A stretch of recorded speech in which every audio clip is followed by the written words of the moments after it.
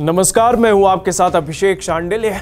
आज बात करेंगे कर्नाटक में मचे राजनीतिक घमासान की। दरअसल 2024 के लोकसभा चुनाव में आपको याद होगा कि SC, ST और OBC के आरक्षण का मुद्दा चुनाव की गर्मी बढ़ा रहा था, जिसमें प्रधानमंत्री नरेंद्र मोदी बार बार अपने भाषण में ये आवाज उठा रहे थे कि आपका आरक्षण ये लोग यानी विपक्ष के लोग किसी और को देना चाहते हैं। साथ ही विपक्ष की तरफ से भी बीजेपी पर ये आरोप लग रहे थे कि SC, ST के आरक्षण को ये लोग खत्म कर देंगे। पर अब चुनाव खत्म हो चुका है और एक बार फिर नरेंद्र मोदी प्रधानमंत्री बन चुके हैं और राहुल गांधी प्रमोशन के साथ संसद में प्रतिपक्ष नेता भी बन चुके हैं। लेकिन इस बीच भारत के दक्षिण राज्य कर्नाटक से SC, ST पर जो खबर आ रही है वो चौंकाने वाली है।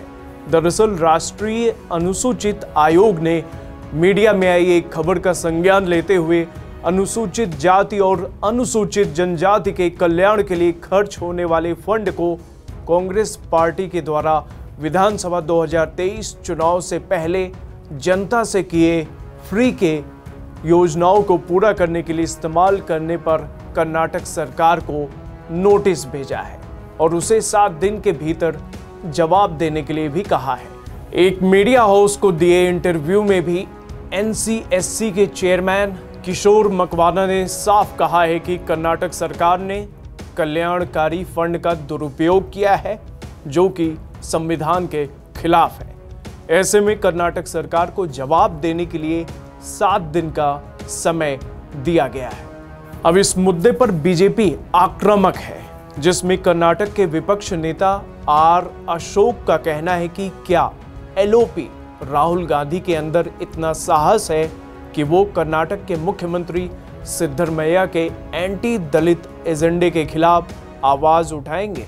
दरअसल कांग्रेस पार्टी ने भारत के दक्षिण राज्य कर्नाटका में 2023 विधानसभा चुनाव के दौरान राज्य के लोगों से कुछ ऐसे वायदे किए थे जो कि फ्री की कैटेगरी में आते हैं, जैसे गृह ज्योति योजना जो प्रदेश के सभी परिवारों को 200 यूनिट तक की बिजली मुफ्त देता है।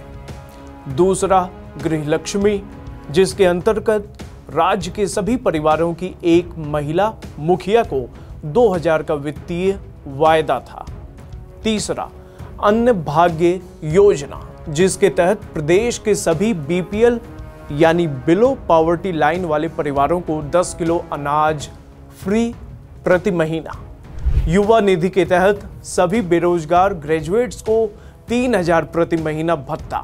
इसके अलावा शक्ति स्कीम के तहत प्रदेश की सभी महिलाओं को राज्य सरकार की बसों में मुफ्त सफर। वैसे अब इस प्रकरण पर कर्नाटक के उप मुख्यमंत्री DK शिवकुमार का भी बयान आ गया है, जिसमें उन्होंने साफ कहा है कि हमने राज्य में ऐसा कानून बनाया है जिसके तहत एक तय रकम किसी समुदाय पर खर्च की जाएगी।